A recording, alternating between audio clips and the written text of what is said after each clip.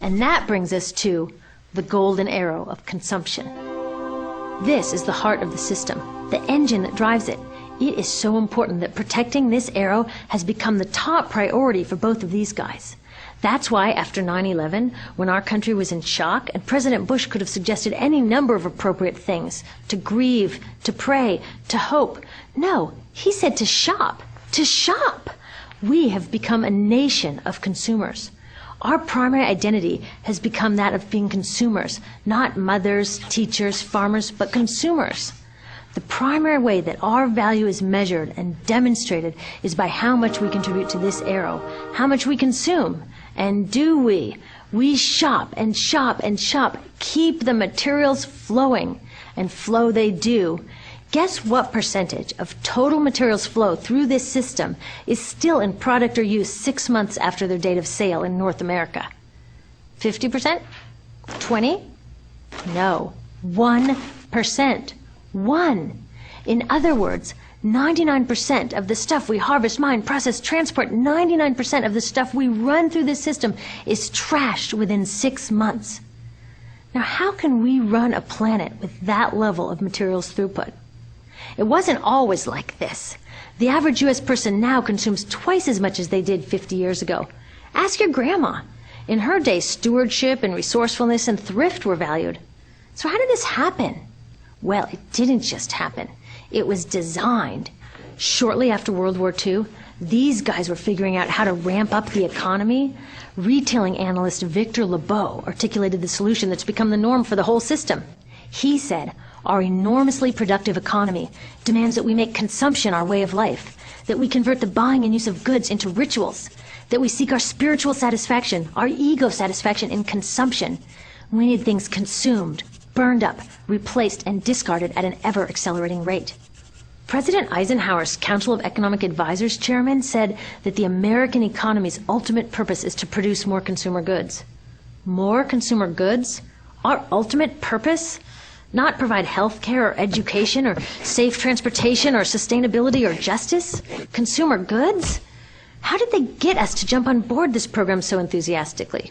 Well, 2 of their most effective strategies are planned obsolescence and perceived obsolescence. Planned obsolescence is another word for designed for the dump. It means they actually make stuff to be useless as quickly as possible, so we'll chuck it and buy a new one. It's obvious with things like plastic bags and coffee cups, but now it's even big stuff. Mops, DVDs, cameras, barbecues even, everything. Even computers. Have you noticed that when you buy a computer now, the technology is changing so fast that in just a couple of years, it's actually an impediment to communication? I was curious about this, so I opened up a big desktop computer to see what was inside. And I found out that the piece that changes each year is just a tiny little piece in the corner. But you can't just change that one piece because each new version is a different shape. So you gotta chuck the whole thing and buy a new one. So I was reading industrial design journals from the 1950s when planned obsolescence was really catching on. These designers are so open about it. They actually discuss how fast can they make stuff break that still leaves the consumer having enough faith in the product to go out and buy another one. It was so intentional. But stuff cannot break fast enough to keep this arrow afloat. So there's also perceived obsolescence. Now, perceived obsolescence convinces us to throw away stuff that is still perfectly useful. How do they do that? Well, they change the way the stuff looks. So if you bought your stuff a couple of years ago, everyone can tell that you haven't contributed to this arrow recently. And since the way we demonstrate our value is contributing to this arrow, it can be embarrassing. Like, I've had the same fat white computer monitor on my desk for 5 years. My coworker just got a new computer. She has a flat, shiny, sleek monitor. It matches her computer, it matches her phone, even her pen stand. She looks like she's driving in Spaceship Central, and I look like I've got a washing machine on my desk. Fashion is another prime example of this. Have you ever wondered why women's shoe heels go from fat one year to skinny the next to fat to skinny? It's not because there's some debate about which heel structure is the most healthy for women's feet. It's because wearing fat heels in a skinny heel year shows everybody that you haven't contributed to that arrow as recently, so you're not as valuable as that person in skinny heels next to you, or more likely in some ad. It's to keep us buying new shoes. Advertisements and media in general plays a big role in this. Each of us in the U.S. is targeted with over 3,000 advertisements a day. We see more advertisements in 1 year than people 50 years ago saw in a lifetime. And if you think about it, what's the point of an ad except to make us unhappy with what we have?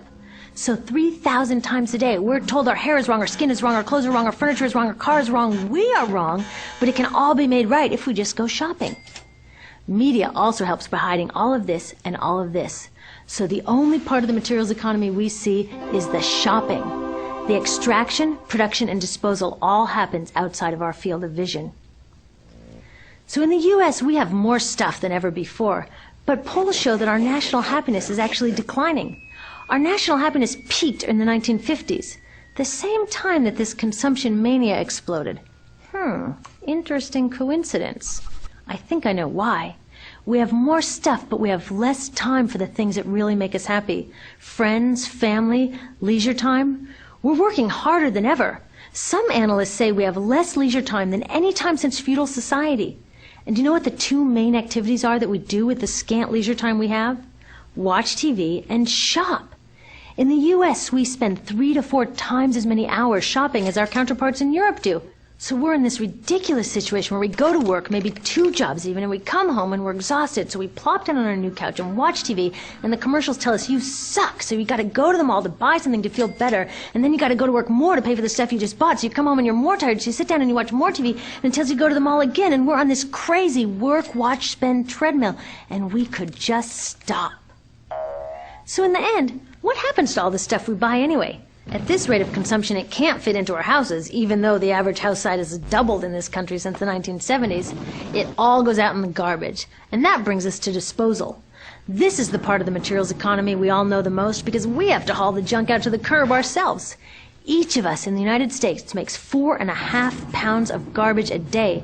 That's twice what we each made 30 years ago. All of this garbage either gets dumped in a landfill, which is just a big hole in the ground, or if you're really unlucky, first it's burned in an incinerator and then dumped in the landfill. Either way, they both pollute the air, land, water, and don't forget, change the climate. Incineration is really bad. Remember those toxics back in the production stage? Well, burning the garbage releases the toxics up into the air. Even worse, it makes new super toxics, like dioxin. Dioxin is the most toxic man-made substance known to science, and incinerators are the #1 source of dioxin. That means that we could stop the #1 source of the most toxic man-made substance known just by stopping burning the trash. We could stop it today. Now, some companies don't want to deal with building landfills and incinerators here, so they just export the disposal too. What about recycling? Does recycling help? Yes, recycling helps. Recycling reduces the garbage at this end, and it reduces the pressure to mine and harvest new stuff at this end. Yes, yes, yes, we should all recycle, but recycling is not enough. Recycling will never be enough for a couple reasons. First, the waste coming out of our houses is just the tip of the iceberg. For every 1 garbage can of waste you put out on the curb, 70 garbage cans of waste were made upstream just to make the junk in that 1 garbage can you put out on the curb. So even if we could recycle 100% of the waste coming out of our households, it doesn't get to the core of the problems. Also, much of the garbage can't be recycled, either because it contains too many toxics or it's designed not to be recyclable in the first place. Like those juice packs, where they have layers of metal and paper and plastic all smushed together, you can never separate those for true recycling. So you see, it is a system in crisis. All along the way, we are bumping up against limits. From changing climate to declining happiness, it's just not working. And very importantly, on taking back our government so that it really is by the people and for the people. All of this work is critically important, but things are really going to start moving into something new, a system that doesn't waste resources or people. Because what we really need to chuck is that old school throwaway mindset. There's a new school of thinking on this stuff, and it's based on sustainability and equity, green chemistry, zero waste, closed-loop production, renewable energy, local living economies. It's already happening. Now, some say it's unrealistic, idealistic that it can't happen, but I say the ones who are unrealistic are those that want to continue with the old path. That's dreaming. Remember, that old way didn't just happen. It's not like gravity that we've just got to live with. People created it, and we're people too. So let's create something